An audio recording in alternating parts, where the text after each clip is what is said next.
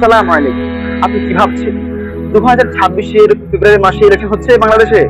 না, আপনি ভুল ভাবছেন। আমি এখন যে কারণগুলো বলবো, এই কারণগুলো শুনলে আপনার মনে হবে যে আসলে 2026 কেন, 2027-এও ভোট হবে কিনা সেটা ধোঁয়াশায় রয়ে যাবে। দেখুন, ফার্স্ট কারণ, বাংলাদেশের যে সমস্ত পলিটিক্যাল দলগুলো সামনের নির্বাচনে অংশ নেবে তার মধ্যে প্রধান দল হচ্ছেন বিএনপি, সেকেন্ড হচ্ছে জামাত ইসলামী, থার্ড হচ্ছেন এনসিপি এবং পঞ্চম হচ্ছেন জাতীয় পার্টি এবং ষষ্ঠ হচ্ছে বাংলাদেশের ইসলামিক অন্যান্য দলগুলা। এবং এই দলগুলা এনসিপি সহ এরা সবাই কিন্তু একটা প্ল্যাটফর্মে আবদ্ধ। তারা সবাই চাচ্ছেন ভোটের আগে সংস্কার হোক, কিন্তু একমাত্র বিএনপি এবং জাতীয় পার্টি তারা চাচ্ছেন ভোটের পরে সংস্কার হোক। মানে এই বিপ্লবী সরকারের প্রস্তাবিত যতগুলো কাজ আছে, যতগুলো সংস্কার, সবগুলোই যেন আগামীতে যে সরকার ক্ষমতায় আসবে তারা যেন সেই কথাগুলো বাস্তবায়ন করেন এবং সবগুলো হবে ভোটের পরে। ভোটের আগে, ইলেকশনের আগে কোনো সংস্কার করতে বিএনপি রাজি না। সেম কথা বলছেন জাতীয় পার্টিও। কিন্তু এখন এই মুহূর্তে জাতীয় পার্টির কথা কোনো মূল্যায়ন হবে না, কারণ রিসেন্টলি তারা নূরকে যেভাবে আহত করেছেন সে কারণে জাতীয় পার্টির কথা খুব একটা গুরুত্বপূর্ণ হবে না, কারণ তারাও আওয়ামী লীগের লাইনে চলে গেছে, তারাও নিষিদ্ধ হতে পারে। তাহলে তাকে থেকে অনলি বিএনপি, একমাত্র বিএনপি চাচ্ছে ইলেকশনের পরে সমস্ত সংস্কার হোক।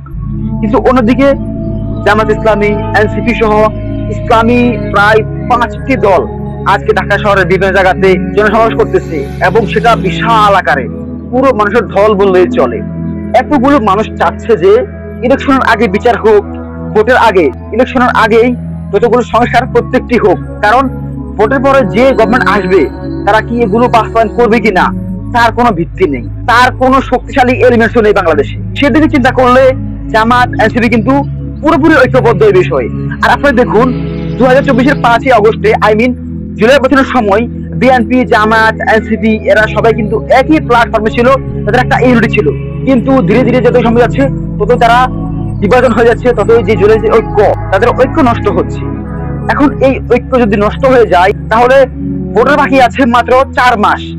এই 4 মাসে কি এতগুলো সংকট কাটিয়ে বিএনপি, জামাত, এনসিপি সহ ইসলামিক অন্যান্য দলগুলোর মধ্যে কোনো ঐক্য হওয়া সম্ভব?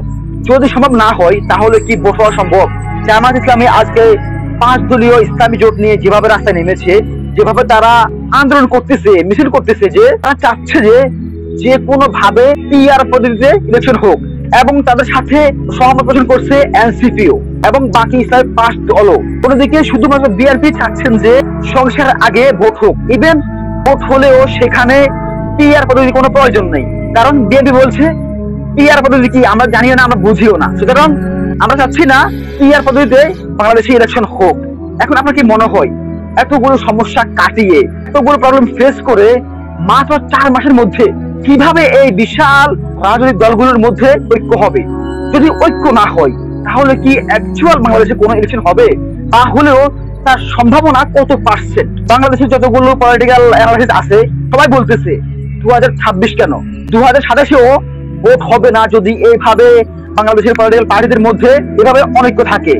ইভেন তারা যদি সবাই এক জায়গায় না আসে তাহলে 2027-এও ভোট হবে না এবং ভোট হওয়ার সম্ভাবনা 0%। তো সেদিক থেকে বলা যায় আসলেই বাংলাদেশের নির্বাচনী ভবিষ্যৎ পুরো অন্ধকার ডুবে আছে এবং এটা একটা ঘোর অন্ধকারের দিকে হাঁটতেছে, ধাবিত হচ্ছে। এর পেছনে দায়ী একমাত্র বাংলাদেশের পলিটিক্যাল পার্টিগুলা, যারা জুলাইয়ের যে ঐক্য, জুলাইয়ের যে আহমেদ, যে ইউনিটি তারা ধরে রাখতে পারেনি, তার ফল হচ্ছে, তার কুফল হচ্ছে এই নির্বাচনী অনিশ্চয়তা।